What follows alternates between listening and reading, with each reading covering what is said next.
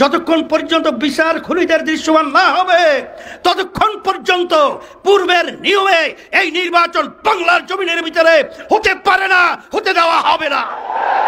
আমরা পরিষ্কার বলছি, এখন কিন্তু সর্বশ্রেণীর মানুষ, সাংবাদিক এবং সর্বমহলে সকলের দাবি হলো পিআর পদ্ধতি নির্বাচন বাংলাদেশে অনুষ্ঠিত হতে হবে। আমি পিআর পদ্ধতি নির্বাচনের মাধ্যমে এই দেশ সুন্দর হওয়া সম্ভব। পেশি শক্তি এবং কালো টাকার দৌরাত্ম্য এবং বিভিন্ন পর্যায়ে যে গুন্ডাদের তাণ্ডব, এটা বন্ধ হওয়ার একমাত্র পদ্ধতি হলো পিআর পদ্ধতি নির্বাচন।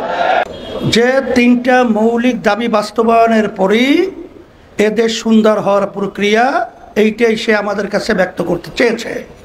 এর ভিতরে একটা হলো সংস্কার এবং খুনি গুমি টাকা পাচারকারীদের দৃশ্যমান বিচার, আর এরপরে হলো জাতীয় নির্বাচন। আমি অন্তর্বর্তীকালীন সরকারকে বলবো, আপনি বলেছেন এটার পরেই জাতীয় নির্বাচন, কিন্তু সংস্কার কি হয়েছে? আচ্ছা, দৃশ্যমান বিচার হয়েছে? তা একটাও আমরা হয় নাই জনগণ বলছে। এরপরে আপনি জাতীয় নির্বাচন ঘোষণা করাটা, এটা আমাদের কাছে কিন্তু বিভিন্ন দিক থেকে সন্দেহ তৈরি হয়েছে যে নিশ্চয়ই আপনার উপরে কোনো ধরনের, যেটা আমরা বলবো অশুভ এবং গোপন জিন সওয়ার হয়েছে।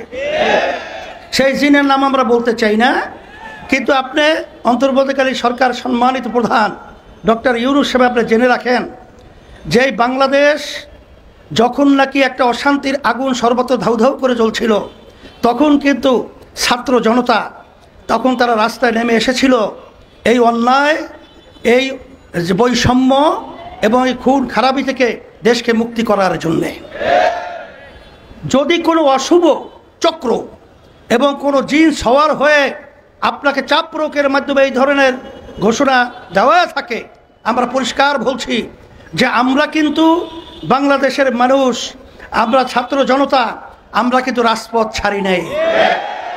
আমরা কিন্তু রাজপথে আছি যতক্ষণ পর্যন্ত আমাদের এই দেশ সুন্দর না হবে, আমাদের কাঙ্ক্ষিত সংস্কার বাস্তবায়ন না হবে, যতক্ষণ পর্যন্ত বিচার খুনিদের দৃশ্যমান না হবে ততক্ষণ পর্যন্ত পূর্বের নিয়মে এই নির্বাচন বাংলার জমিনের ভিতরে হতে পারে না, হতে দেওয়া হবে না। সাথে সাথে আপনারা জানেন যে বাংলাদেশে 53 বছর যেই পদ্ধতিতে নির্বাচন হয়েছে, এই নির্বাচন পদ্ধতি সংস্কার হইল প্রধান সংস্কারের মূল লক্ষ্য।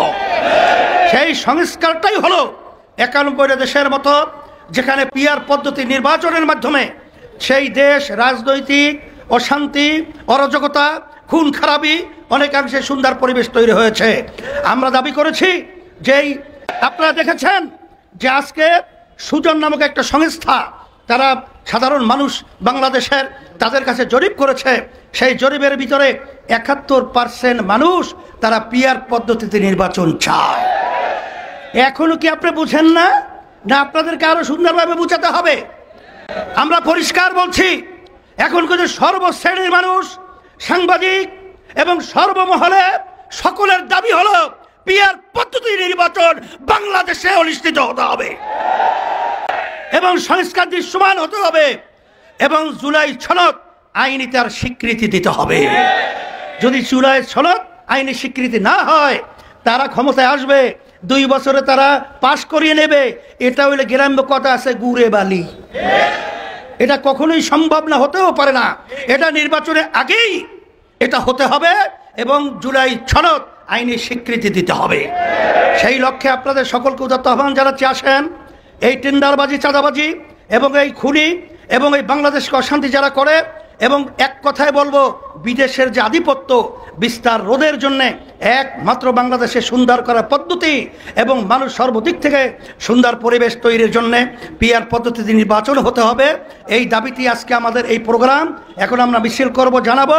এরপরেও যদি এবং আগামী এতেও এইটা বাস্তবায়নের জন্য আমরা বিভিন্ন কর্মসূচি সময় উপযোগী সেটা আমরা দেব ইনশাআল্লাহ।